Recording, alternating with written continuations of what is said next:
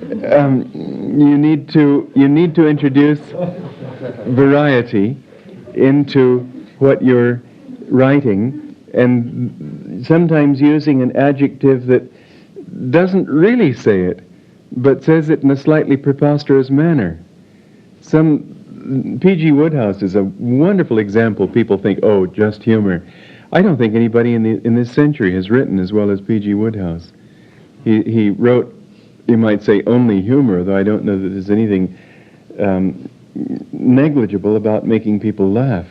But his choice of words, his images, all writers love P.G. Wodehouse.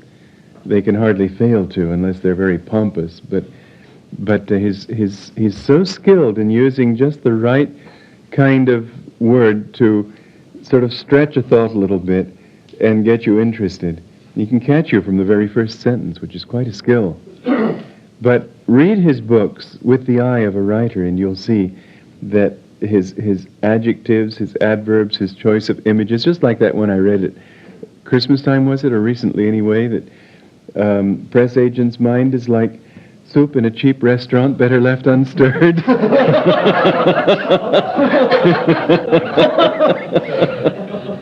It's so marvelous.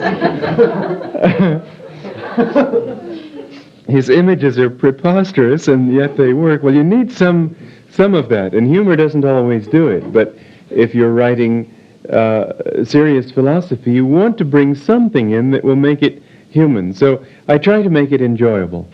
Then I try to bring the rhythm into it so that it will have a flow. The way to do that is to read it out loud. And I no longer read it out loud to myself anymore, or not often, but I used to do it regularly until I sort of got the practice of doing it without doing it mentally. But you'll find that if it doesn't read well verbally, then it won't really read that well mentally. It should have kind of a flow and a rhythm to it. And then finally, I try to put the inspiration into it, try to make the vibration, the choice of words. Sometimes I'll have to give up a wonderful word just because it doesn't have that quality of inspiration that I would want. The vibration of your thoughts can actually be put into the written word too. But look how far down the road I have to do it. There's no point in trying. Well, I have to, all right. I have to hold the inspiration that I first felt through that whole process, because I felt the inspiration from the beginning, or I couldn't have written. But that's an inspiration that I feel, not an inspiration I'm conveying yet. If I try to convey it before these others, it's putting the cart before the horse. So I have to hang on to that inspiration through all these mechanics. It's sort of like plumbing, trying to fit the pipes together in such a way that the flow will go right. But in speaking, you start with the inspiration and hope that everything else will fall into place. But honestly, if you have inspiration and have nothing else, it still is doing the most important thing. You find some people are really pretty poor at speaking, and yet they feel so much inside that nobody cares. And there are a lot of people who get up there and talk with mathematical precision and say everything they want to say, and people go away just, they haven't gained anything. The most important thing you can give people if you're talking is your vibrations. And for that, you have to be prepared. When I quoted the thing that I wrote in the Path when I was in college, I quoted in the Path the thing that I wrote when I was in college. It was a passage that basically is the same kind of things I'd say now. That was before I'd come formally on the Path. Then what's the difference? I said it then, and I'm saying it now. But I say it now, and it carries weight. What I wrote then doesn't carry weight. It doesn't carry weight not just because I hadn't yet lived it. It didn't carry weight because people could feel that I hadn't lived it. It was an idea. You can say the same thing, in speaking, you can say the same words and have totally different meaning according to what the feeling behind those words is. A marvelous example, of course, is that story of St. Anthony, who was invited to come and protect Christianity from the Aryan heresy that was trying to make it into another humanistic philosophy. And his simple words were only four. He said, "I have seen him." And he said that with so much power that there was absolutely no argument. You can imagine what they would have made of it if just about anybody else had said those words. They'd have laughed him out of the cathedral. They'd have started some sort of philosophical debate as to what you saw him with and what was the instrument of vision, and all sorts of different things would have come up. You can't argue when somebody talks in this way, though. That's what they meant when they said that Jesus spoke as no man ever spake. That's what people felt when Master talked. That's what also was the story of Buddha. You remember how he went out first from the royal palace to seek truth.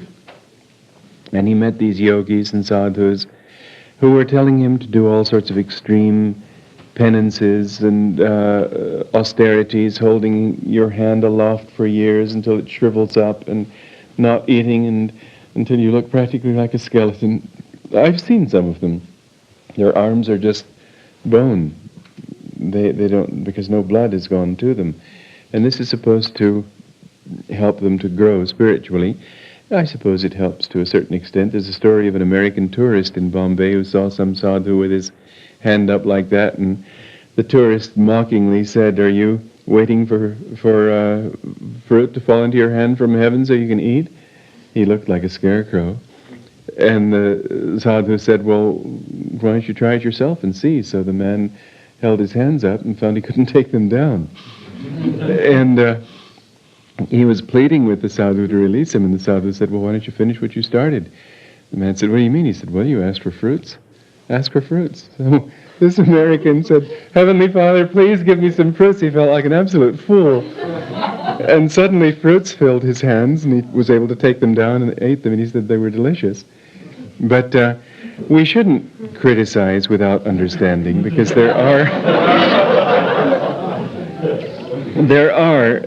saw in the Kumbh Mela people standing who had never sat down or lain down, and their legs and ankles were all swollen, and their faces looked coarse, and I was critical of the whole practice, because obviously it wasn't doing them any good at all. And then I met one who had not sat down or lain down for 13 years, and his body was beautifully formed, and he had a radiant smile. And I could see that whatever it would do for most people, it was at least the right thing for him. So we have to understand that some things are right for some people, even if they aren't right for everyone, even if they aren't the kind of practice you can give as part of a world mission or something. But it is true that if you take energy from one thing, you can put it into something else, like that Giri Bala in Autobiography of a Yogi Who Never Ate. As a young girl, she overate. And so she wanted to take the energy from going too much in one direction and pour it in another direction. Anytime you've got energy going strongly in a particular direction, and then reverse that energy and turn it upward toward the spirit, then you have a tremendous amount of energy at your disposal.